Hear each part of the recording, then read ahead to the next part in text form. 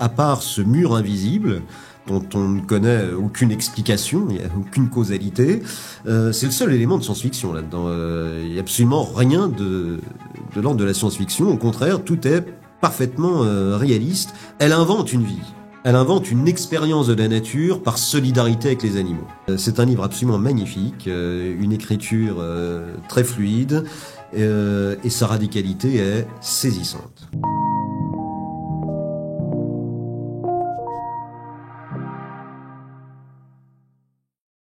Salut Jean-Marc. Salut Pierre-Alexis. On se retrouve aujourd'hui pour la deuxième capsule, celle de Marlène Haushofer sur Le Mur invisible. Oui. J'espère que tu es en forme pour la narration de ce livre qui est peut-être moins connu. Ce livre nous met en forme, parce que c'est un chef-d'œuvre de radicalité. Alors quelques mots peut-être de présentation de ce livre qui a longtemps été méconnu, comme son auteur ou comme son autrice, Marlène Haushofer. Donc 2-3 mots sur Marlène Haushofer, auteur autrichien, femme au foyer. Alors c'est important de le dire sans rien de péjoratif, puisque c'est ce statut de femme au foyer qui a fait sa célébrité tardive aujourd'hui. Je rappelle qu'elle est morte en 1970. Elle est morte prématurément, elle est morte à 50 ans de maladie. Et elle n'a été redécouverte, en particulier à travers ce livre, Le Mur invisible, qui date de 1963. Elle n'a été redécouverte qu'en 2019, je crois. Le livre a été réédité, en particulier en France, et c'est devenu un livre instagrammable. Il a fait partie des meilleures ventes dans l'année 2019, et c'était tout à fait étonnant. Et encore une fois, tout cela est lié paradoxalement à ce statut de femme au foyer. Premièrement, femme au foyer, elle n'écrit que la nuit, au petit matin, en cachette en quelque sorte. Et tout cela lui vaudra aussi cette longue méconnaissance dont elle a fait l'objet. Littérature féminine, littérature de femmes au foyer, tout ça n'a aucun intérêt, tout ça n'a pas le prestige des auteurs de prestance que sont les grands écrivains masculins. Donc elle est longtemps cantonnée dans cette sous-littérature qui était la littérature féminine dans les années 60-70, et paradoxalement, encore une fois, c'est ce statut de femme au foyer qui va la faire redécouvrir, et qui va en faire une héroïne du quotidien, en quelque sorte. Donc on redécouvrira, à la faveur des mouvements féministes, néo-féministes, éco-féministes, etc. Bref, on redécouvrira cette femme de l'ombre, cette femme au foyer qui a écrit un des livres les plus radicaux de son époque, une espèce de dystopie tragique, qui fait un peu penser à certains livres catastrophes, de livres de la fin du monde. Alors, il y en a plein. Bon, en gros, on est dans cette configuration, fin du monde, dernière personne sur Terre. Voilà ce que cette femme au foyer, encore une fois, imagine la nuit et écrit chez elle, en cachette. Bon, tout cela sera redécouvert avec un émerveillement et une espèce de sidération. Donc Marlène Haushofer est devenue une espèce d'héroïne écoféministe posthume. Et c'est aussi comme ça qu'il faut la lire pour bien comprendre l'audience qu'elle a aujourd'hui. Alors, je reviens sur le livre, Le Mur invisible. Alors, c'est pas vraiment un livre de science-fiction parce que, à part ce mur invisible, dont on ne connaît aucune explication, il n'y a aucune causalité, c'est le seul élément de science-fiction là-dedans. Il n'y a absolument rien de l'ordre de la science-fiction. Au contraire, tout est parfaitement réaliste, voire naturaliste, dans ce roman, qui offre une expérience de la nature, pour reprendre l'intitulé du concours, une expérience de la nature par la radicalité, c'est-à-dire par la rupture avec le monde habité par les hommes. Comme si la véritable expérience de la nature ne se faisait que par la rupture avec les conventions du monde habité humain. Alors, je reviens sur l'intrigue qui est extrêmement brève. L'héroïne, qui parle à la première personne, puisque ce que nous lisons, il faut peut-être le préciser, c'est le journal qu'elle tient pendant 2 ans de survie, en étant seule au monde.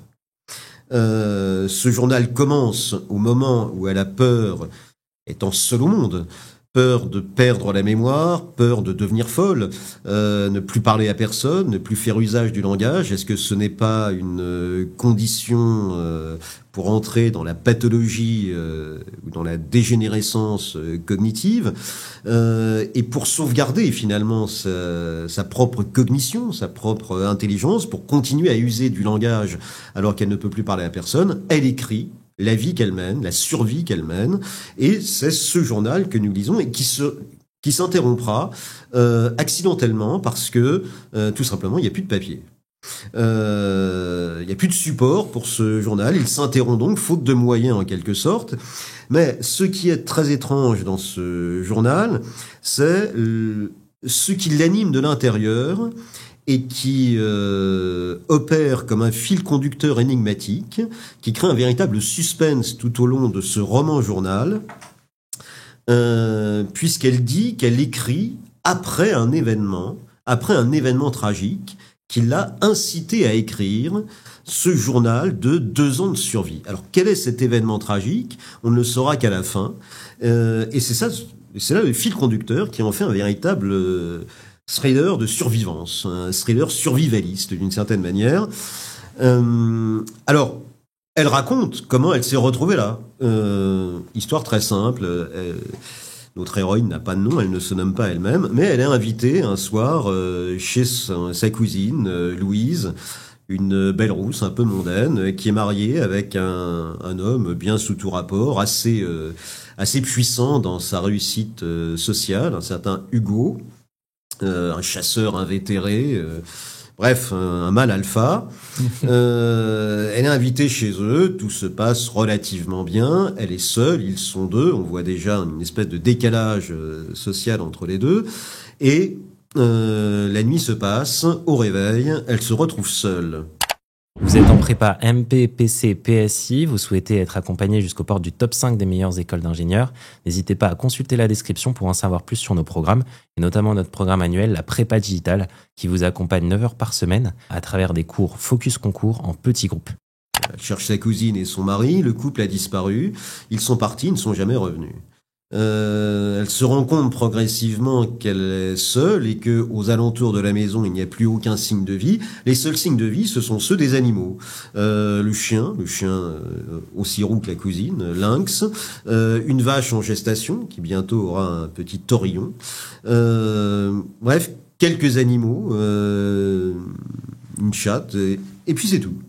Elle peut leur parler. Elle vit avec eux, elle va inventer une vie avec ces animaux, mais plus d'humains. C'est un monde sans humains. Alors, est-ce un monde utopique, c'est-à-dire le monde tel qu'il n'était plus, le monde des origines, ou est-ce un monde apocalyptique, post-apocalyptique, le monde tel qu'on peut craindre qu'il devienne ? Mystère, on est dans les années 60, c'est-à-dire en pleine guerre froide avec la menace atomique. Bon, tout cela plane un peu sur le roman. Elle invente une vie, elle invente une expérience de la nature par solidarité avec les animaux. Et c'est bien une vie en immersion qu'elle nous décrit, le rapport à l'animal, la solidarité avec l'animal, une nouvelle forme d'humanité par construction de rapports avec l'animalité. Elle décrit alors la manière dont elle découvre qu'elle est enfermée dans ce monde, délimité par un mur invisible. Elle s'y heurte à ce mur invisible. Elle voit un oiseau se fracasser contre ce mur invisible. On ne le voit pas, mais on le sent et il nous enserre.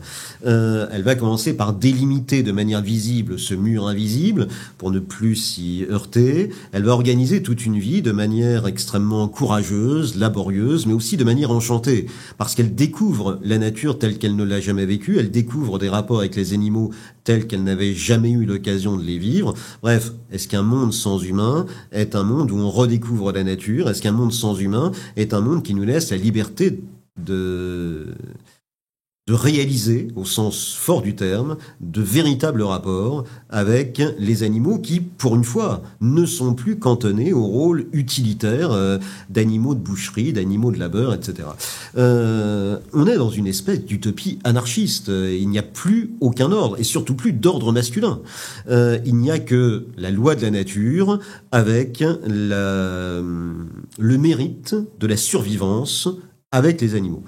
Alors elle décrit toute cette vie de manière extrêmement prégnante, et le livre est magnifique, c'est un véritable chef-d'œuvre de radicalité, de l'isolement, jusqu'au jour où elle rencontre l'homme.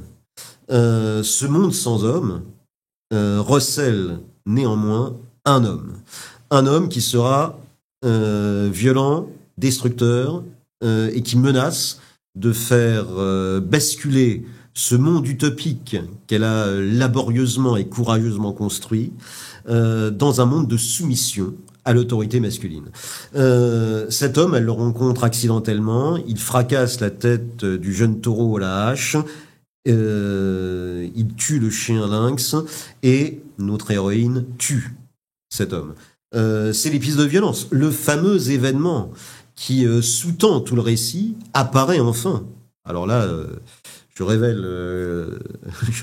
dévoile le suspense, mais c'est cet événement-là, l'homicide. L'homicide au sens le plus strict du terme, c'est-à-dire le meurtre d'un homme, parce que c'est un homme et parce qu'il menace de son autorité masculine un monde enchanté par son anarchie, de basculer dans le monde désenchanté de l'autorité masculine qu'elle ne veut pas. Et ainsi, effectivement, ce récit de 2 ans de survivance s'achève sans qu'on sache ce qu'il adviendra de cette femme, puisque le récit s'achève faute de support. Elle ne peut plus graver son récit puisqu'elle n'a plus de papier. Alors, c'est le roman de la radicalité, c'est le roman du refuge dans la nature, parce que ce mur invisible, c'est la condition protectrice d'un refuge, mais c'est aussi la condition défensive d'un refus, le refus du monde, le refus, en l'occurrence, des hommes, puisqu'on s'apercevra que le surgissement de cet homme violent fait de lui l'être que l'on doit chasser, dont on doit se protéger, et qui, pour s'en protéger, doit être tué. Donc on est ici dans une radicalité féministe dont on trouvera d'autres occurrences dans les années 70, l'appel au meurtre des hommes, donc un féminisme radical qui se déploie à la fin des années 60, avec par exemple Valérie Solanas, le Scum Manifesto, le manifeste pour châtrer les hommes, pour tuer les hommes, etc. Bref, on atteint les zones du terrorisme qui accompagnent la radicalité du refus du monde conventionnel déterminé par les hommes. Alors ici, on n'en est pas là, mais il y a quand même cet acte de violence qui répond à la violence. Mais la violence première, c'est la violence des hommes ici. La violence seconde, la violence qui répond, la violence qui se protège de la violence, c'est celle des femmes. Et on comprend alors pourquoi ce roman a été élu comme le roman anticipateur de l'écoféminisme contemporain, et comment Marlene Haushofer, cette Autrichienne femme au foyer, est devenue la véritable héroïne aujourd'hui pour la plupart des féministes. C'est un livre absolument magnifique, une écriture très fluide, et sa radicalité est saisissante. Bah écoute, c'était passionnant. J'ai pas lu le livre cette fois-ci, mais pour le coup, je crois que c'est vraiment un livre à lire. Ouais, ça m'a vraiment donné envie de le lire. Je vais clairement aller le lire dans les prochaines semaines. Eh bien, je te le conseille. Écoute, merci pour tout. Encore une fois, on répète que pour les étudiants qui souhaitent être accompagnés en français, tu t'occuperas du thème expérience de la nature. Très volontiers. Et que tu approfondiras les 3 livres à travers des extraits précis, des citations précises. Oui. Donc voilà, écoute, c'est un plaisir. Merci pour tout. Merci à toi, Pierre-Alexis. À très vite. Merci.